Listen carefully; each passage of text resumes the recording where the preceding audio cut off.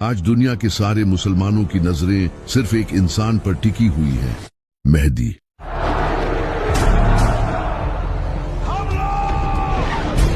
हर कोई इस इंतजार में है कि कब इमाम मेहदी आएं और मुसलमानों को लीड करें ताकि मुसलमान पूरी दुनिया पर हुकूमत कर सके।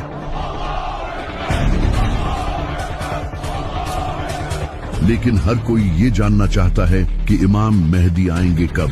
क्या इमाम मेहदी का ज़हूर सिर्फ मुसलमानों की किताबों में ही लिखा है या फिर दुनिया के डिफरेंट रिलीजन्स की किताबों में भी इमाम मेहदी के आने की प्रेडिक्शंस की गई हैं? और सबसे बढ़कर इमाम मेहदी आखिर किस तरह आज की इस दुनिया में आकर दुनिया की सुपर पावर्स का सामना करेंगे? तो चलिए जानते हैं।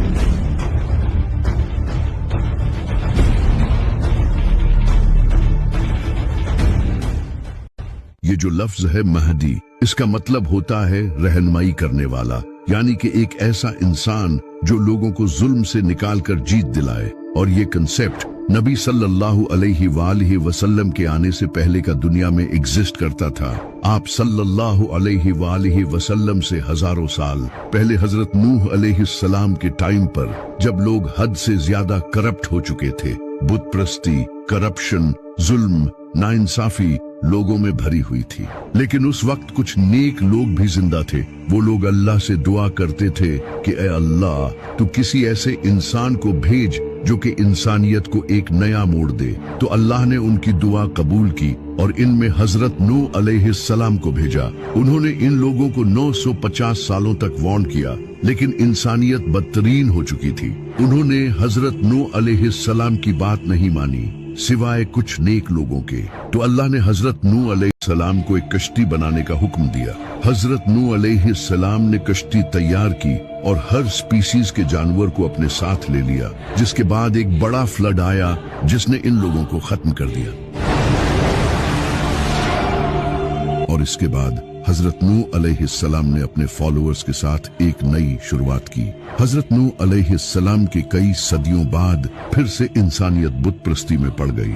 उस वक्त की बुक्स में भी ये लिखा था कि एक ऐसा इंसान आने वाला है जो कि अल्लाह का दोस्त होगा, जो कि हजरत इब्राहिम अलैहिस्सलाम थे। फिर हजरत इब्राहिम अलैहिस्सलाम ने बुत प्रस्ती को छोड़कर तौहीद बयान की और लोगों को हदायत दी। हजरत इब्राहिम अलैहिस्सलाम के कई सदियों बाद बनी इसराइल इजिप्ट में बड़ी तादाद में बढ़ने लगे और ग्रो करने लगे। लेकिन उस वक्त इजिप्ट पर फिरौन की हुकूमत थी। फिरौन को बनी इसराइल से खतरा महसूस हुआ और इसने बनी इसराइल को अपना गुलाम बना लिया और इन पर बहुत जुल्म किया। कई सालों तक बनी इसराइल पर जुल्म होता रहा और वो लोग अल्लाह से दुआएं करते रहे कि तू ऐसा नबी भेज जो हमें इस गुलामी से आजाद करे। तो अल्लाह ने इनकी तरफ हजरत मूसा अलैहिस्सलाम को भेजा। हजरत मूसा ने फिरौन को डिफीट करके बनी इसराइल को आजाद किया। हजरत मूसा अलैहिस्सलाम से कई सदियों बाद हजरत ईसा अलैहिस्सलाम का वक्त आया। उस वक्त बनी इसराइल फिलिस्तीन में रोमन्स के अंडर थे और करप्ट जूइश प्रीस्ट इनके इमाम थे और कई वक्त से इनमें कोई नबी नहीं आया था। बनी इसराइल एक मसीहा के इंतजार में थे और इनकी बुक्स में भी उसके आने की खबरें लिखी थी, जो कि आज भी बाइबल में लिखी है। और फिर वो मसीहा हजरत ईसा अलैहिस्सलाम की सूरत में आया। लेकिन फिर भी बनी इसराइल ने इनके खिलाफ साजिशें की, तो अल्लाह ने हजरत ईसा अलैहिस्सलाम को आसमानों पर उठा लिया। हजरत ईसा अलैहिस्सलाम के बाद जब अरब में बुराई आम हो चुकी थी, तो उस वक्त यहूदियों की बुक्स में एक अजीम नबी के आने की खबरें लिखी थी। और उस वक्त यहूदी भी उस नबी का इसी तरह इंतजार करते थे जिस तरह आज मुसलमान इमाम मेहदी का इंतजार करते हैं। यहाँ तक कि आज भी बाइबल में वो प्रेडिक्शंस लिखी है। इसके बाद फिर नबी सल्लल्लाहु अलैहि वसल्लम ने ऐलान नबूवत किया।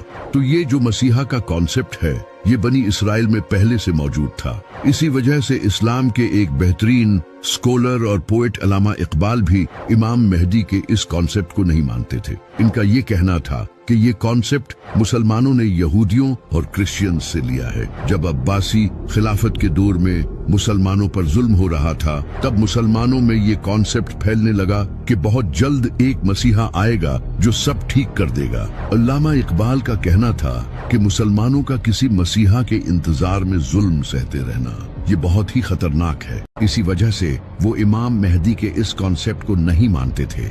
सिर्फ अल्लामा इकबाल ही नहीं बल्कि इब्ने खालदून जो एक स्कॉलर और फिलोसोफर थे, वो भी इमाम मेहदी से रिलेटेड अहादीस की सनद से अग्री नहीं थे। लेकिन अगर देखा जाए तो इमाम मेहदी से रिलेटेड अहादीस तकरीबन हर बड़ी हदीस की किताब में मौजूद हैं, सिवाय बुखारी और मुस्लिम के। सुन्नी और शिया दोनों किताबों में कई अहादीस मौजूद हैं, वो भी बिल्कुल सही सनद के साथ। सिर्फ इस्लाम ही नहीं बल्कि दुनिया के आज हर बड़े मजहब की किताबों में एक मसीहा के आने की प्रेडिक्शंस मौजूद है। जैसा कि मेसोपोटामिया में एक चरवाहे का जिक्र मौजूद है जो कि मसीहा होगा, और इजिप्ट में एक ओसिरिस नाम के इंसान का जिक्र है जो कि जमीन को दोबारा जिंदा करेगा। इसी तरह ज़ोरोआस्ट्रियन मजहब में एक ज़ाराथुस्ट्रा नाम के इंसान का जिक्र है जो कि आखिरी वक्त में पैदा होगा और एक बड़ी जंग लड़ेगा। इसी तरह हिंदू कल की अवतार को मानते हैं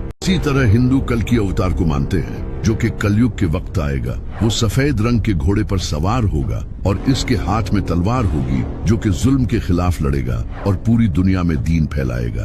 बुद्धिज्म में भी एक मैत्रेय नाम के इंसान का जिक्र है जो कि उस वक्त आएगा जब लोग दीन से फिर जाएंगे। वो सच फैलाएगा और दुनिया को सीधी राह दिखाएगा। इसी तरह यहूदी भी अपने मसीहा को मानते हैं जो कि फ्यूचर में आने वाला है, लेकिन उनका वो मसीहा दज्जाल होगा जो कि इन्हें लीड करेगा और थर्ड टेम्पल को बिल्ड करेगा। वही क्रिश्चियंस हजरत ईसा अलैहिस्सलाम के नज़ूल को मानते हैं जिन्हें मुसलमान भी मानते हैं। तो ये मसीहा का कॉन्सेप्ट हर मजहब में मौजूद है और इस्लाम में भी इमाम मेहदी का कॉन्सेप्ट खुद बनाया नहीं गया बल्कि ये सही हदीसों में मौजूद है।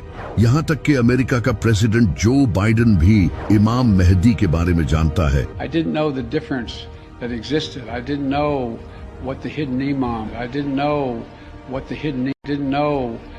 hidden imam. और नेतन्याहू भी ये जानता है कि मुसलमान दोबारा से खिलाफत कायम करेंगे। They don't want any Western presence here, and guess what? Increasingly, they don't want any Western presence here either. They have dreams of reestablishing the caliphate. लेकिन यहाँ सबसे बड़ा सवाल यही है कि आखिर किस तरह इमाम मेहदी इस दुनिया की बड़ी पावर्स को चैलेंज करेंगे जिनके पास एडवांस वेपन्स हैं, जो इस पूरी दुनिया की इकोनॉमी तक को कंट्रोल करते हैं। We have the strongest economy in the world. जिनके पास आज के हर मुसलमान का डेटा मौजूद है। आखिर एक इंसान किस तरह इन सब को शिकस्त देगा, जबकि इमाम मेहदी के इस दुनिया में आने से पहले हालात और ज्यादा डिफिकल्ट हो जाएंगे। सीरिया में जुल्म हो रहा होगा जो आज भी हो रहा है। After years of laying dormant, the civil war in Syria is suddenly dynamic again. दज्जाली निजाम आ चुका होगा, ग्रेटर इसराइल बन चुका होगा, जिसे खुद नेतन्याहू ने पूरी दुनिया के सामने शो किया है। The whole Middle East changes. We tear down the walls of enmity.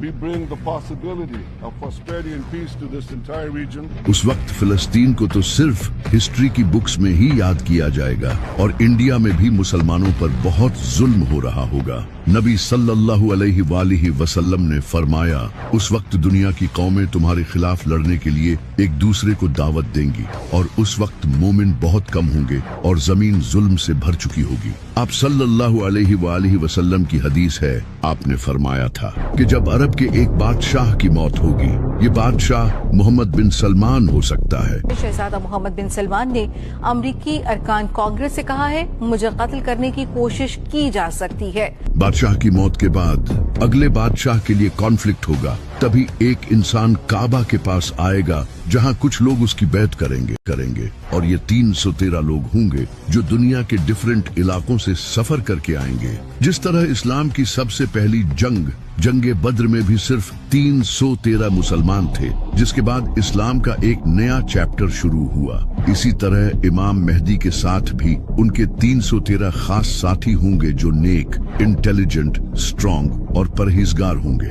और कई अहादीस में आता है कि वो ऐसे लोग होंगे जिन्हें दुनिया में कोई नहीं जानता होगा, लेकिन अल्लाह के नजदीक इनका बड़ा मुकाम होगा। और इनमें से एक इंसान के पास 40 इंसानों जितना इल्म होगा। और ये सिर्फ लीडर्स ही नहीं होंगे बल्कि कमांडर्स, स्कॉलर्स और थिंकर्स होंगे। जब ये लोग इमाम मेहदी के हाथ पर बैत करेंगे तो इसके बाद वो इमाम मेहदी की एक फौज बनाने में मदद करेंगे।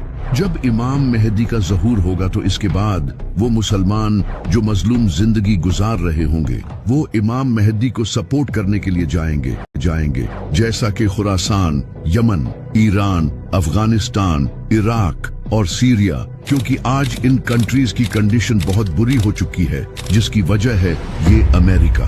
Americans have never, ever, ever, ever let their country down. Never. सितंबर 2014 में अमेरिका ने सीरिया पर अटैक किया,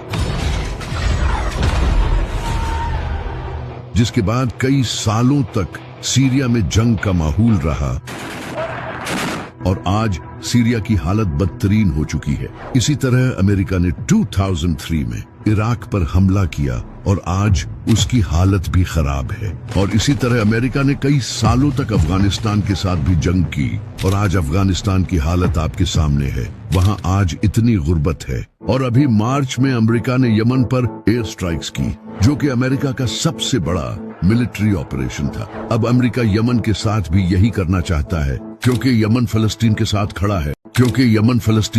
खड़ा है और इसराइल के शिप्स पर अटैक करता है और पाकिस्तान को भी सीक्रेटली अमेरिका ही कंट्रोल करता है बिकॉज ऑफ पाकिस्तान मिलिट्री। लेकिन इन सब के अलावा ईरान ही एक ऐसा कंट्री है जो इस वक्त अमेरिका और इसराइल को टक्कर दे रहा है।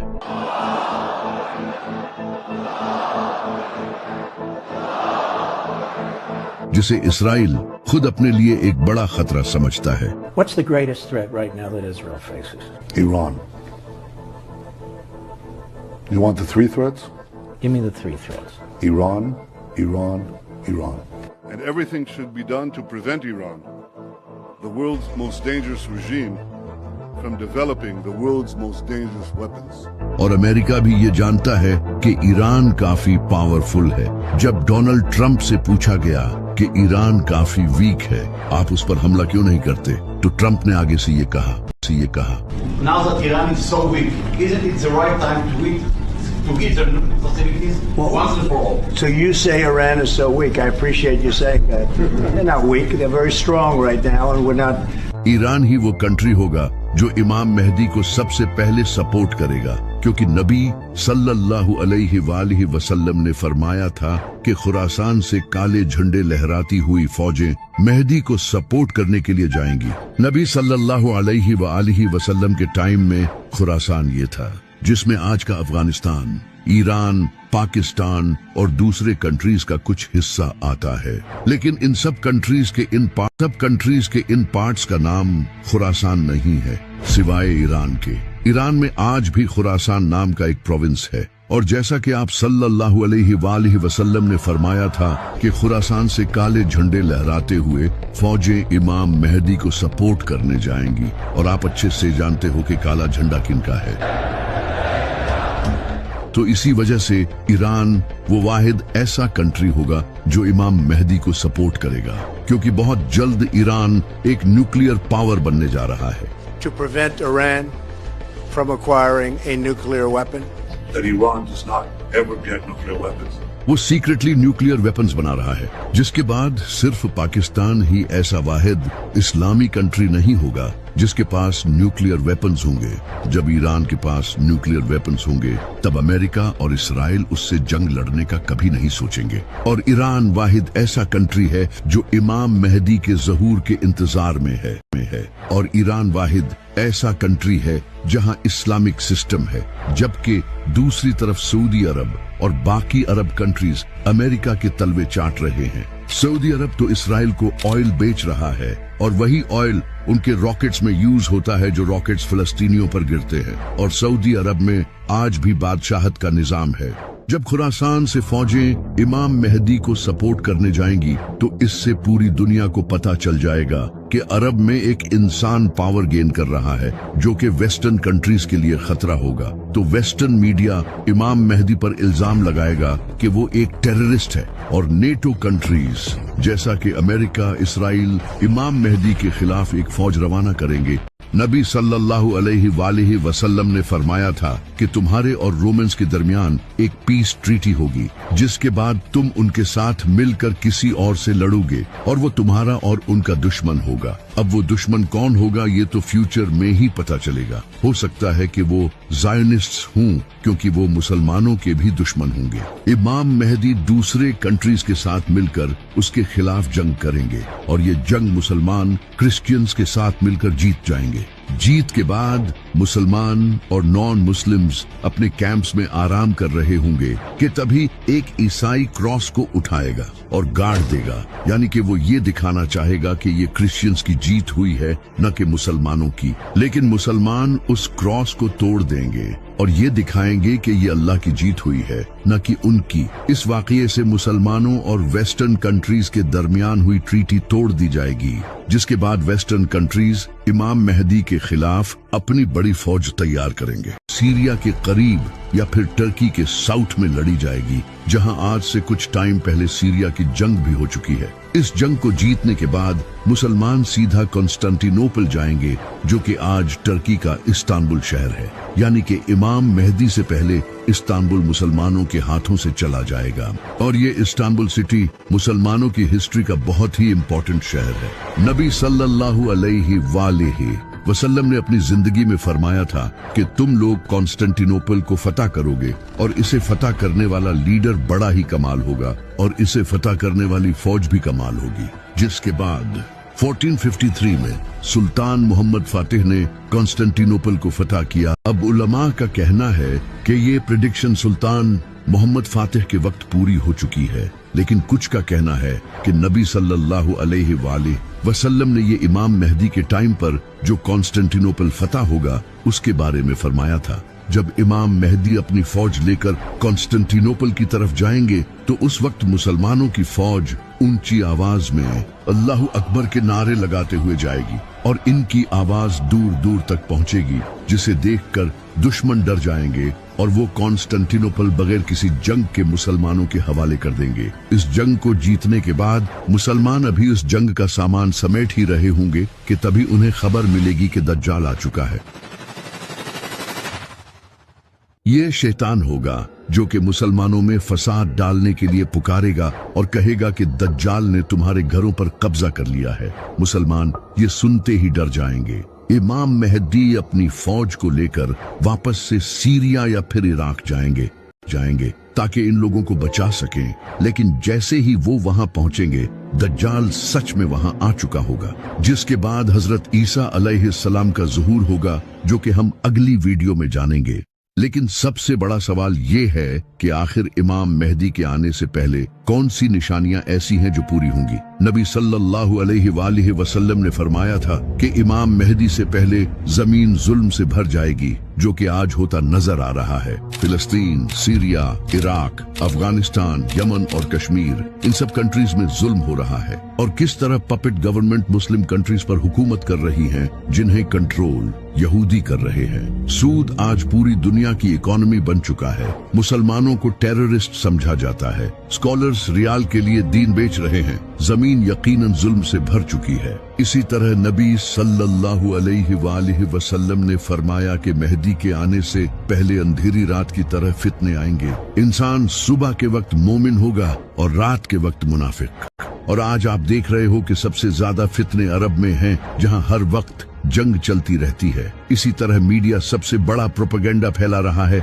जिसका कुछ पता नहीं कि सच क्या है और झूठ क्या। लेकिन कई प्रेडिक्शंस ऐसी भी हैं जो कि अभी पूरी नहीं हुई। जैसे कि नबी सल्लल्लाहु अलैहि वसल्लम ने फरमाया था कि इमाम मेहदी के आने से पहले यमन से एक इंसान निकलेगा। वो लोगों को सच और इमाम मेहदी की तरफ बुलाएगा। जब वो निकलेगा तो मुसलमानों के लिए हथियार बेचना अलाउड नहीं होगा और ये सुफियानी के टाइम ही आएगा। इस वक्त अगर देखा जाए तो यमन में हुतीज का ग्रुप ऐसा है जो फिलिस्तीन के साथ खड़ा है, जो कि खुद को अहले बैत की नस्ल के कहते हैं। ये हुतीज इसराइल के शिप्स को डिस्ट्रॉय करते हैं जो यमन के पास से गुजरते हैं, तो हो सकता है कि वो इन्हीं में से कोई हो।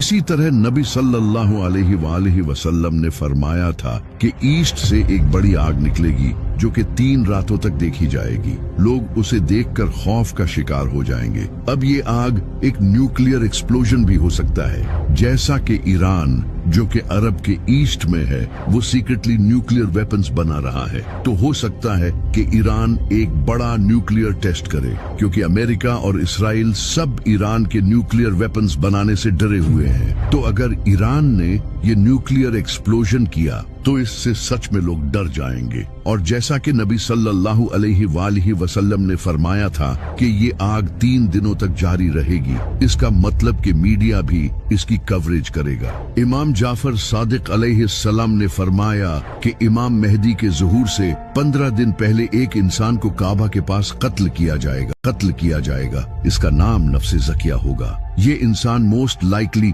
एक इस्लामी एक्टिविस्ट होगा जो कि लोगों को सच बताने की कोशिश करेगा, लेकिन सऊदी हुकूमत शायद इसे कत्ल करवा देगी। तो ये कुछ ऐसी निशानियां हैं जो कि इमाम मेहदी के आने से पहले पूरी होंगी। लेकिन ये निशानियां भी बहुत जल्द पूरी होने वाली हैं, क्योंकि नबी सल्लल्लाहु अलैहि वसल्लम ने फरमाया था कि आखिरी वक्त में क़यामत की निशानियां इस तरह पूरी होंगी जिस तरह तस्बीह टूटने के बाद इसके दाने एक के बाद एक गिरते चले जाते हैं।